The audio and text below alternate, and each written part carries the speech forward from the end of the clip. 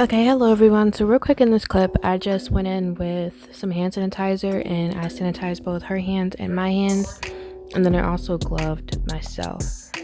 And then just to be know that we both do have on mask. And I will say, just as a disclaimer for this video, I tried really hard to get the angle good, but I still have to get used to it. That's the only reason why I really haven't filmed a lot of client videos, is because it's hard for me to get the best angle so you all can see everything. A lot of times my hand will be in the way, so please just know that I am aware of that. However, if you do have any good tips on the way I can position my camera to get a better angle, let me know. I did try to zoom in for you guys on some parts so you could see get a better look at what I'm doing. But real quick, I'm just clipping her nails and basically just trimming the nail back. As you can see, her nails have grown. Not her nails, her cuticle area, the eponychium, it's kind of extended over the nail plate, and so I had to push that back in order to expose that cuticle. So yeah, and really when people have that where their nail grows out excessively far over the nail plate or underneath, under the free edge or at the hyponychium, it's a term called pterygium, and that's what that means. That's basically what happens with people who have that issue. So you ever seen somebody who has a overextended skin at the hyponychium, where the skin grows really far up the fingernail? That's what that would be. And if I have a client like that, I'll be sure to show you guys a picture. But then also, a good tip would be to take a emery board or a little manicure file, not a file that you would use to file acrylic with, so not an 80/80 grit. Really, you should use 180 grit file to just go in and round the nail out.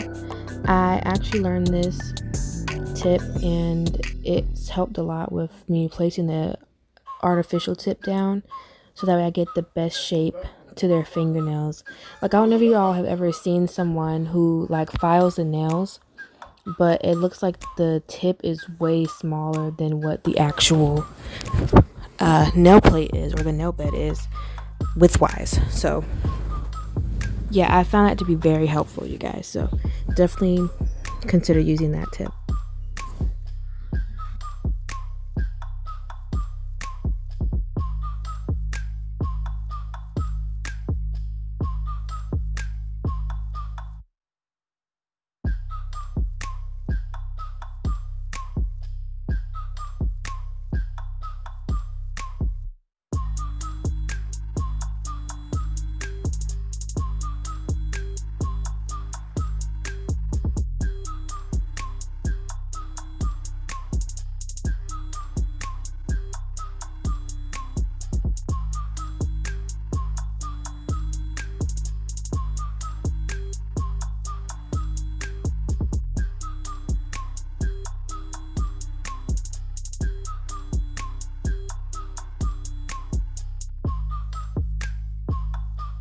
Okay, and now real quick, I'm going in with the cuticle pusher, and this kind of has a rasp shaped end on the opposite end of the pusher, but I'm just going in and I'm pushing back the cuticles, and I'm not doing this roughly at all because I don't want to leave scratches in the nail plate.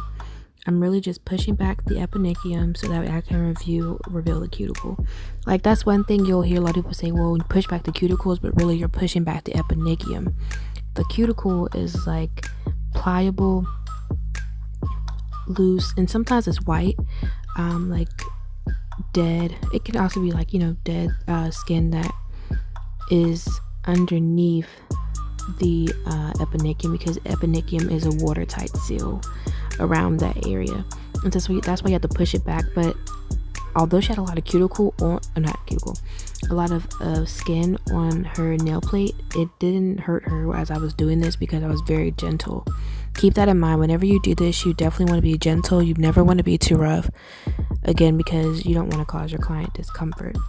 But as you can see, I'm just going it ever so lightly, and you can see that the dead skin is starting to come off the nail, and you can see where the cuticle is now becoming exposed. And then I'll show you what I do with my e-file to further this process along.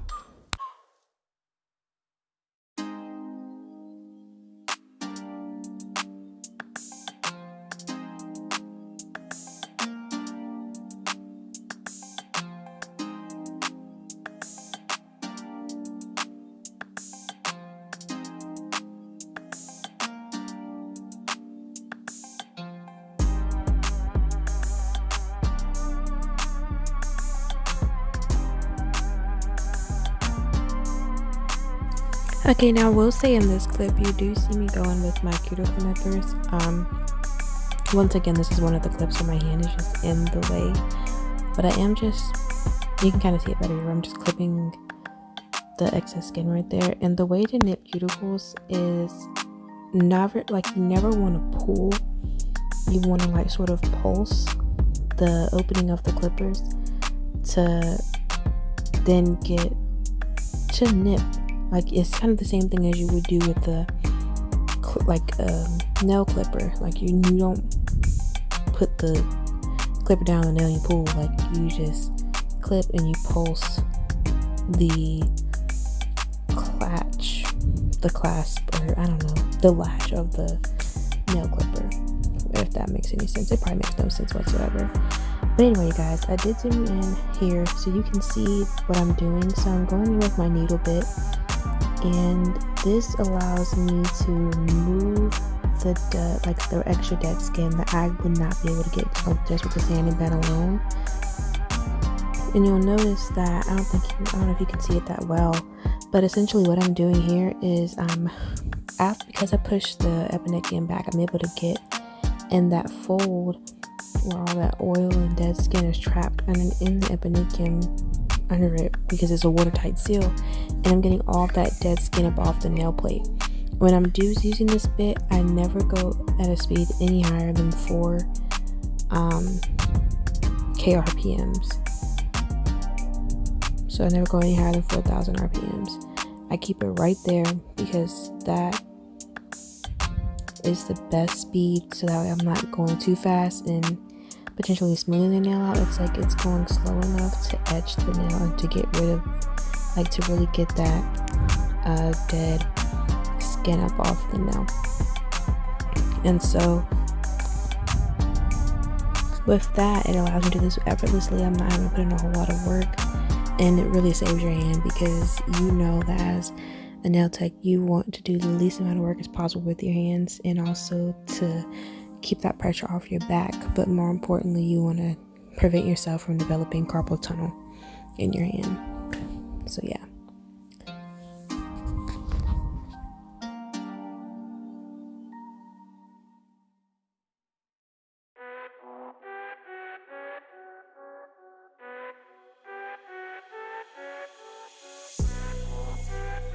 Okay, and right here I am going in with the sanding band. It's a medium grit sanding band. I think it's 150 grit, and I'm going in with this again on a speed of 4. All of my prepping products all of my prepping implements I go on at a speed of 4, either 4 or 5, but I usually stay at 4. Personally, I know people that go on 3, but for me that's a little too low. I feel like 4 is a sweet spot. So yeah. But I'm just going in and I take my time and go around the cuticle area to kind of push back the cuticle even more. And I do mean cuticle this time because I've lifted the cuticle up and whatever is dead. And you can sort of tell, like, sometimes with the epinicium, it's dead skin attached to the living skin, and you want to remove that dead skin away from there. And so that's what I'm doing. I know it's kind of hard to like sort of explain. I would have to like actually show you a nail, so I'll write that down to make sure I make a video on that, just to show you guys more of depth or in close, because I know they tell you, like, you know, oh, make sure you clip the cuticle. Be like, well, what is the cuticle? Because it can be several different things based on how people describe it to you, and I think it's really important that you know what you should be looking for. So yeah, I'll do a video on that just to help, because you really wouldn't know what is what, unless you went to nail school. Okay, and then I'm using my round bit, and I am just removing I'm cleaning up the cuticle area, and this is what I would do with the nipper. But I really do suggest that beginners do this, because if you don't feel comfortable doing it with the nipper and you feel like you're going to cut someone, this is a safe and effective way to get it done. However, that's not to say you can't cut someone with these bits, because you certainly could, but at least this way you have less of a chance at cutting your client, because you're not using like a super like sharp tool like a clipper, right there at the cuticle area. So just tips. And then I am spraying the nails with alcohol just to go in, and then I use my manicure brush to remove any dust that's left on the nail. And as you can see, I did go ahead and put the tips on the left hand off camera, just so I can save time and have something to compare to as I'm doing this step, so that way you all can see how to compare sizing. And I'm going to be using the Nail Secret, the Easy precision tips, and the stiletto ones. And I'm going in with my KDS Nail Glue, and I am applying it to the glue to the fingernail. I know I said that you're supposed to really put the glue on the tip, then on the fingernail, but if you have nails on, you know how hard it is to hold the nail tip, put the glue on it, and then put it on the nail without getting glue everywhere. So I just did this for time's sake, and B, to make life simpler for me, because I do have nails on right now. And if you all saw it in the video, or if you didn't see it yet, you'll see it later on. I did do them myself. It only took me 2 hours to do this, you guys, my own nails. What? It used to take me like a whole night. It was crazy. So yeah. But I'm just applying the tips, and this one gave me a little bit of like some, I was struggling with this nail because I kept picking up the wrong size tip. So yeah, I just ended up throwing like, I don't know, maybe like 3 or 4 tips away. It was just a mess, but it's okay. But I finally got the right size tip. I think I just picked it up the wrong one on accident when I was measuring them out initially, but it's alright. So I did just press it down a little bit, and then I added some more glue. And honestly, so long as you know how to really put the glue on the nail plate, like at the free edge, you should be fine with putting the glue on there first and then attaching the tip. Just don't put too much, that's a trick, because the glue will spread out. But really, if you just put it on the nail tip, you can just set it down and the glue will disperse itself. I just set it down, so to each his own. But I mean, yeah, to me it also works the same. But if you can, the proper way to do it would be to put it on the nail tip, then put it on then apply it at the place where, I'm sorry guys, I'm drawing a blank, and then place it down close to the free edge. You should not be applying tips, and they shouldn't be like halfway on the nail plate, like they should be more so on the free edge.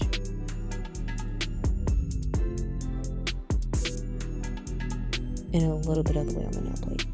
But yeah, and so now I'm just taking my clippers and I'm just clipping them down to make them match. And I do line the fingers up, so I line up the entirety of the fingers, so each knuckle and then the cuticle areas should align. And so long as I do that, then I'll just hold them both up, and again I'll use the clippers to trim them down. You also could very well use like a scissor or something to trim them. That works as well. Okay, and then real quick right here, I am going in with my 80/80 grit file and I'm shaping up the nails. Although these nails are basically pre-shaped to the shape she wants them, I'm just also catering them a little bit more to her nail shape, like her natural nail, just to make sure it transitions smoothly, and just straightening up the edge of the tip because sometimes when you do clip, it will come out a little lopsided. That's perfectly fine. You just make sure you file this way, and then you'll also turn the hand around, which you'll be able to see really well later on. So some stuff I did well. I think it was just the application process that was a little bit difficult for me. But then I also am showing you guys how I tip blend. And if you want to see a more in-depth video about how I apply tips and then also tip blending, I did just put a video up on my channel sometime last week, so just be sure to check out that video so you can get a more in-depth and up-close look at how to do that properly, because I do let you know what type of strokes you should use when you are tip blending. Now it does look a little bit faster because this video is sped up, otherwise you all would have been sitting here for like an hour and 40 minutes. It took me about 2 hours to do her nails in total, just because I hadn't done her nails in a long time, and I did have to do quite a bit of prep work. Like my prep took me about 15 minutes, which is long for me. So yeah, but that's alright. I didn't mind it because I know that her nails will last. So yeah, we were just having a good time anyway, so it was no biggie. And then you will see where I just go in and I shape up the free edge of the tip once again, as I mentioned earlier, just to make sure everything is straight. And I do turn it towards me because you see it from the client's view, and it also lets you know if your shaping was on and whether or not you applied the tip correctly. And then here I showed you I'm using Classic Nude from Valentino, Clear from Mia Secret, the nail prep from Mia Secret. I'm also using the Mia Secret Monomer, and for the primer I'm using Young Nails Protein Bond. So yeah, and I am going back in with the second layer of the protein bond. So I have mentioned before that when you do your primer, you want to make sure it's fresh right when you're about to apply the acrylic. So what I do is I put one layer down on both hands, and then right before I do the acrylic on whatever hand I pick up, I'm putting the second layer down so that way it's fresh. And that honestly, that's been one of the things I think has really helped with me having minimal lifting. And it's also cut down on whenever they come in for fills, the amount of time I have to do with filing down product, because I'm not having to go in and file down lifted product. Like I can just file it down like normal, thin the product out, and then go right into my prep, application, shaping, and call it a day. So yeah, and then here's what I'm doing. So I take my first bead, it's just a pretty big bead, and I pat it down towards the edge of the tip, so that way I can go ahead and have the thickness that I need the edge of the tip to be.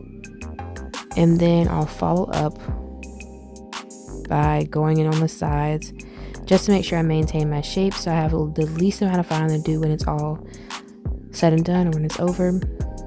And then I'm taking another bead. Oops, and I think I dropped that one, y'all. Yeah, I dropped that one. Okay, so I took another bead and I am just maneuvering it so that I can get control over the bead, and I'm going to place and just pat it around. And I do have a video about how I do my application right here, so I'll definitely be sure to show you all a video on that.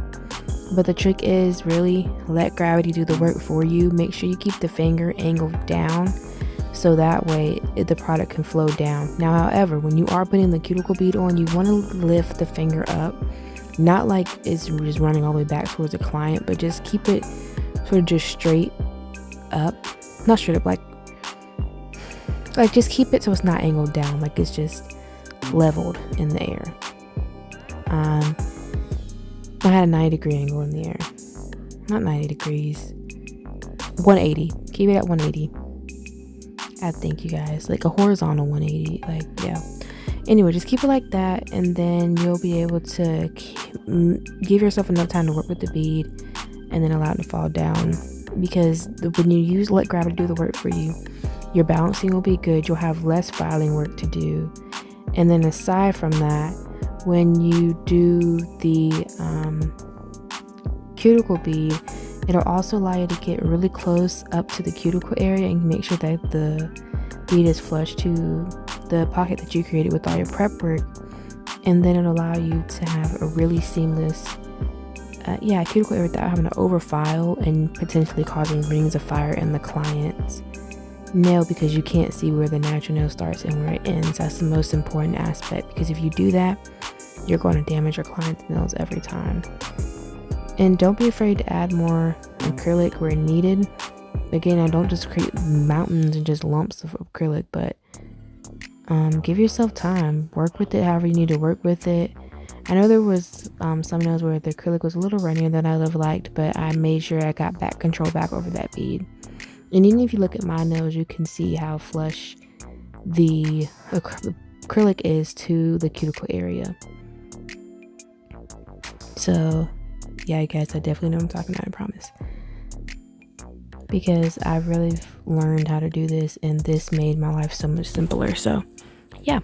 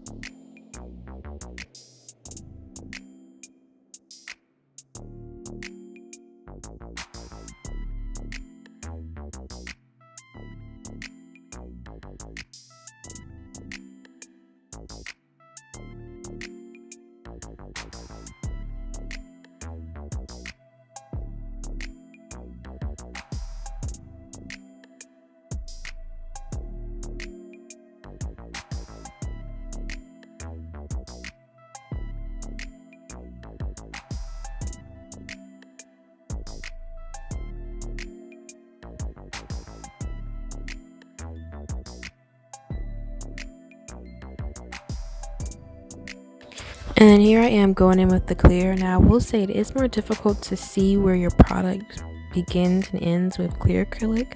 So that's why I suggest you really learn how to do it with a cover powder, because that'll allow you to see where you're setting your acrylic down at. And so when you move on to the clear, you're able to just jump right in and just go ahead and just go with the ball rolling. Get the ball rolling. But yeah, and I do just take the brush and just wipe up any excess acrylic around there. I make sure I don't have my brush super wet, because I don't want to cause an allergic reaction for my client or even a chemical burn, because you can do that. It is such a thing as contact dermatitis, which basically is an allergic reaction that is caused by an overexposure to like a chemical or something of that nature around the cuticle area. And you really have to be careful as a nail tech, because you're working with these, the primers, the monomer all the time, and you can get that acrylic on your skin and not think anything of it, but you could actually cause yourself to have contact dermatitis and have swelling around your fingers. So that's why I really do wear gloves with whatever hand is going to be really exposed to the acrylic. I normally wear gloves on both hands, but for whatever reason, I think it's because I have my nails on and I was wearing a medium size glove, and I really needed to be wearing a large to accommodate for the length of my gloves, but I did not have any on me, so I just did the best I could with that. But yeah, essentially, again, like I said, the process is the exact same for whenever I'm doing the acrylic powder in the cover powder.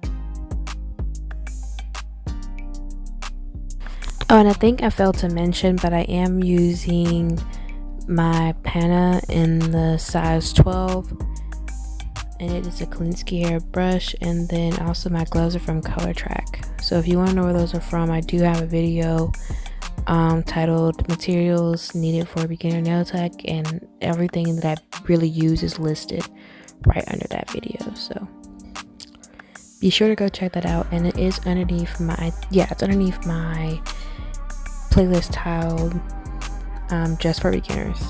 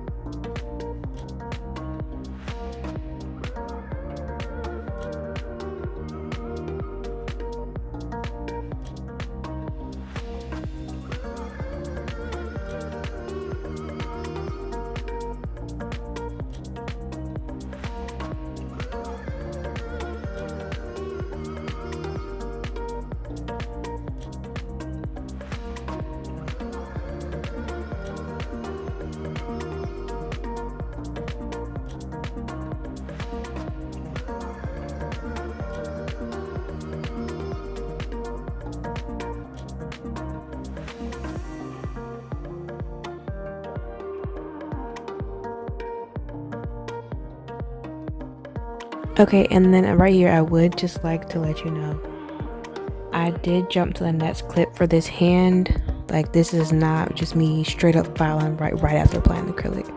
You want to make sure that the acrylic is dry, and the way to do this is to take the tip of your brush and tap it along the acrylic nail, and if you hear a clicking sound like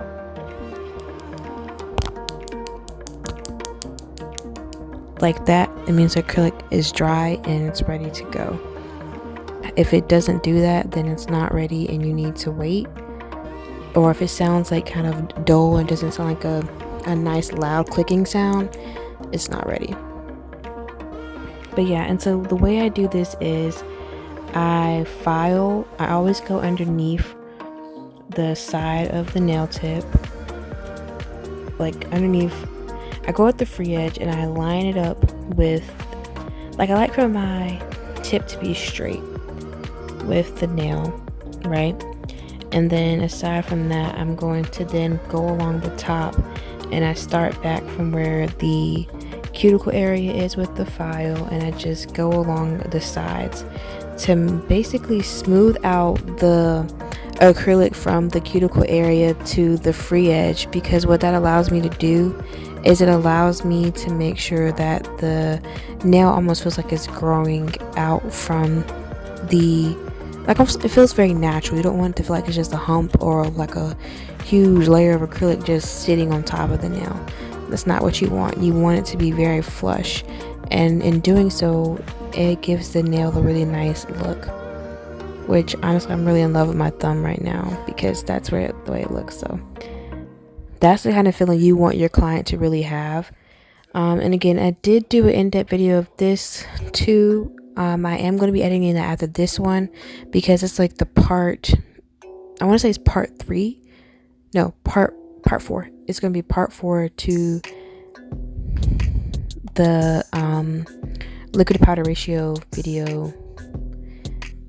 No, not part 4. It's part 4, part 2. Part 3. I want to, it's part 5. It's going to be coming out soon. So that way y'all be able to see what I'm doing. But I'm just letting you see. But I think you can see what I'm doing right here. How I'm going in along the side. And I do turn the clients now if I need to turn it. Just so that way I can avoid cutting them or hurting them. And then also it allows me to be able to better see what I'm doing and allow myself to take less time doing this step. So do whatever you need to do to make it comfortable for you.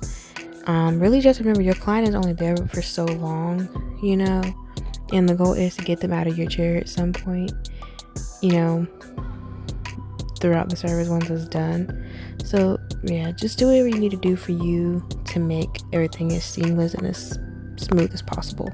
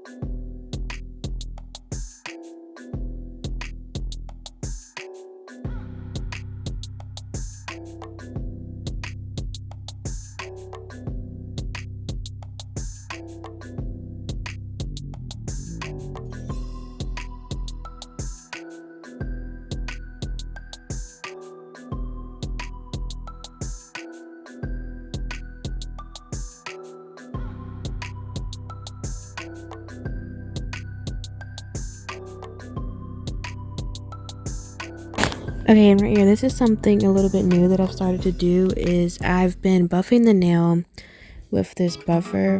It may seem like really extra, but this buffer, it's coarse. It's basically kind of like another little file. But I use this to go over the nail, and this will let me know where if any, if there are any like lumps or bumps in the nail, or where the nail's uneven at, so I really know where to focus with my e-file. Because there's some stuff you can't see if the nail isn't like, I wouldn't say roughed up, but if the nail isn't buffed over, because it'll tell you. You'll be able to see where the nail is and is not even at, because you can go with a file or a buffer and you'll notice like you'll miss a whole area, or an area will be untouched. That means one side of that can mean that area is lower than the side surrounding it, or you just didn't place your acrylic well and your balancing is off. So yeah, but I am just using a carbide bit, which I got from Pana, and I am using my Kiara Sky e-file. So if you want to see a video on like I unboxed this video on my channel, and then B, I also showed you all like a test and a demo using it.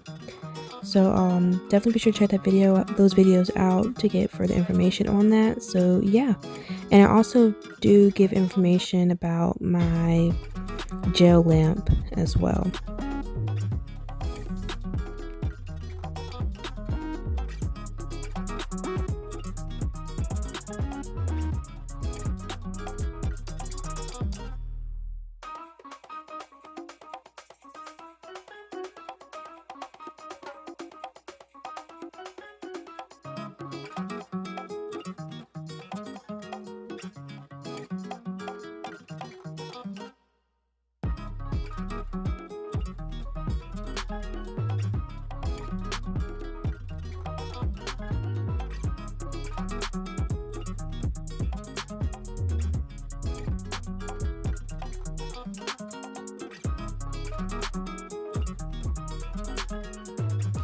Also, as I'm filing with the e-file, I do use short strokes and I pick up the e-file. I don't just go around the whole entire cuticle area in one, like, go around. You really should be picking it up, like, ever so slightly, just to make sure you're not causing a whole lot of friction and heat on the nail, and also potentially causing a ring of fire. So just be careful with that. But if you don't know how to use your e-file, I can do an in-depth e-filing video on that for you all, and if that'll help you, I certainly don't mind. I know it can be tricky learning how to use it, but I really do suggest that you start out, definitely use it on yourself first to sort of get a feel for everything. Okay, and then now I'm spraying the nail with alcohol, and then I'm going to use my manicure brush just to scrub the nail and remove any dust and debris. Okay, and now you all see me going in with my Optre buffer, and I'm using this to buff the nail and smooth it out. So on one side, the grit is 100, and on the other side it's 180. And I always use the 100 side first to just remove any scratches left from the e-file, which if you have a quality carbide bit or any e-file bit for that matter, your product should be smooth once you finish with the e-file. And then I just go in anyway and just smooth it out, just to make sure it's ready for polish and that no scratches appear in the nail and everything looks nice and seamless and smooth.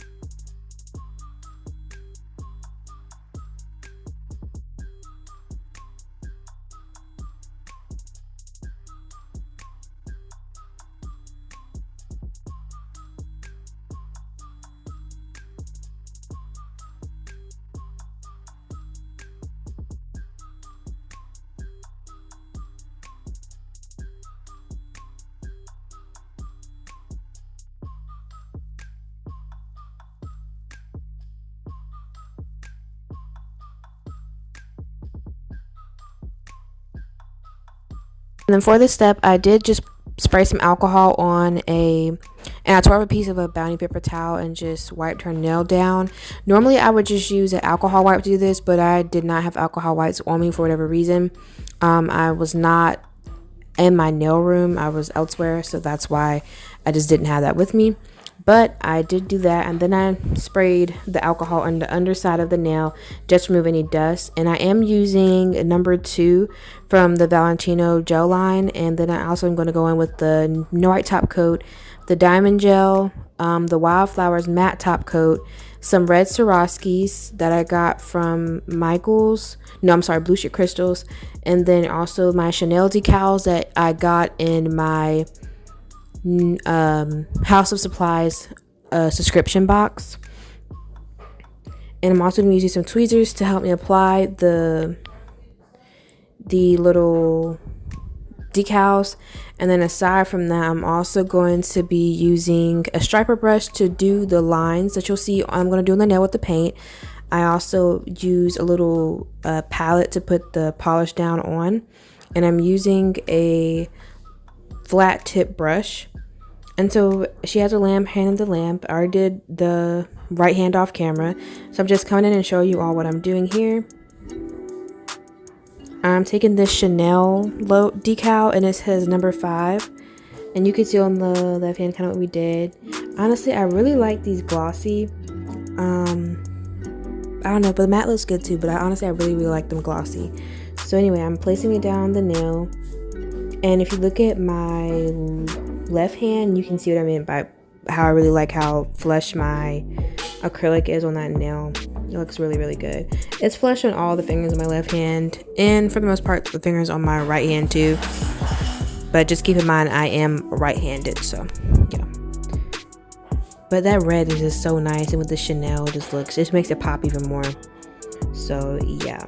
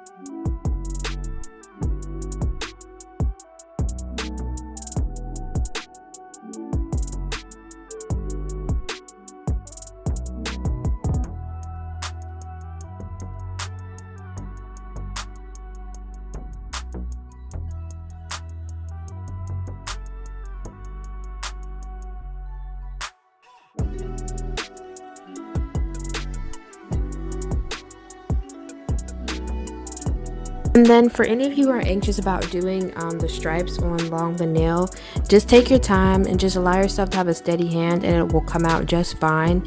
Remember, just don't cure it until you're 100% okay with it.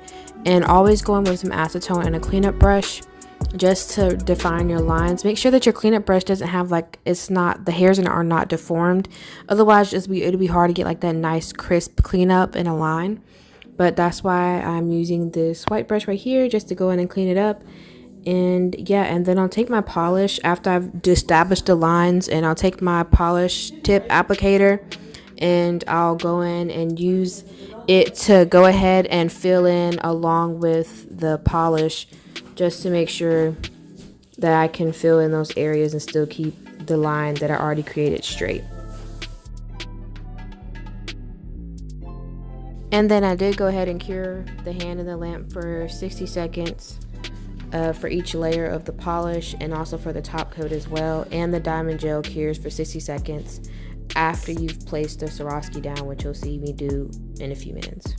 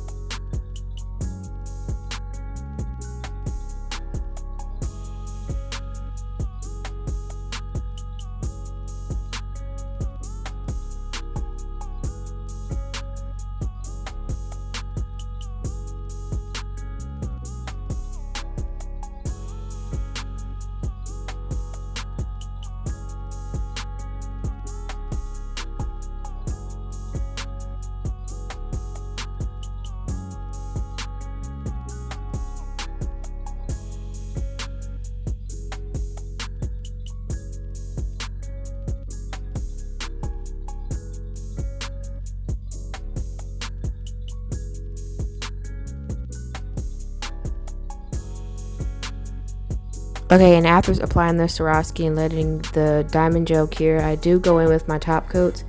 And with this, I place it down on the nail, and then I pick up the striper brush and go around it, around the Swarovski, just to make sure that I've sealed the Swarovski in and the diamond gel so it all looks uniform.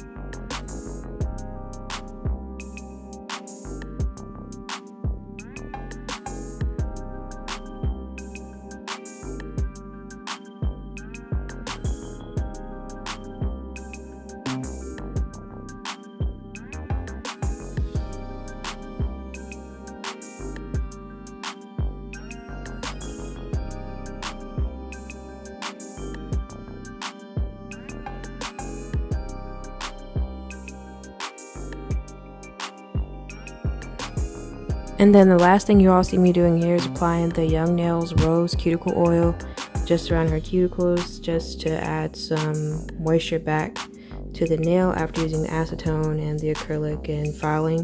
But yeah, this is the finished product. I hope you all enjoyed the video, and I'll see you in the next one. Bye.